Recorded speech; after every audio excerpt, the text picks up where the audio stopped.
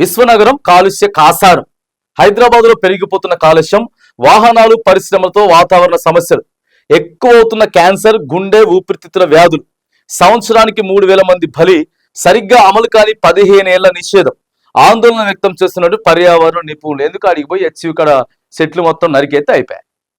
ఏడాడు ఉన్నాయి మొత్తం హైదరాబాద్ లో చెట్లు, అడవులు ఏడున్నాయి అని చెప్పి జేసీబీని రాత్రి పూట తీసుకపోయి మొత్తం ఏడికాడికి నరికేస్తే ఇంకా మంచిగా వస్తుంది కదా ఆక్సిజన్. మనం బెంగళూరు, ఢిల్లీ ఎట్లున్నాయి పరిస్థితులు, ముంబై చాలా దారుణంగా ఉన్నాయి పరిస్థితి. ఓ ఆఫీస్కి పోవాలంటే ఒక ఆఫీస్లో ఓ 4 మంది కొలీగ్స్ ఉంటే ఒక ఆయన రోజుకి ఒక ఆయన తేవాలి కారు, 4 మంది వేసుకోవడానికి లేదు. అట్లా కూడా ఉన్నాయి రూల్స్. ఒక ఆయన రావాలి, ఆ స్పాట్కి వీళ్ళు 3 వస్తారు, ఆయన పికప్ చేసుకొని పోతాడు గంతే.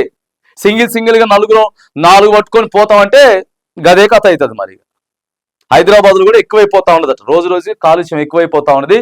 ఆ కాలుష్యం వల్ల క్యాన్సర్లు వస్తూ ఉన్నాయి. దాదాపుగా ప్రతి ఏటా 3,000 మంది చచ్చిపోతున్నట.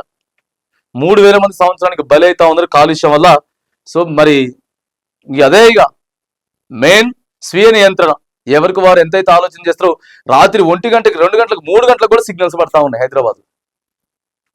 ఇంత దారుణమైనటువంటి ట్రాఫిక్ పెరిగిపోయినటువంటి నేపథ్యంలో మరి కొంత అంత కాలుష్యం అయిపోతా ఉన్నది. హైదరాబాద్ని కాపాడుకోవాలని చెప్పేసి ప్రజలకు మనం పిలుపునిస్తా ఉన్నాం.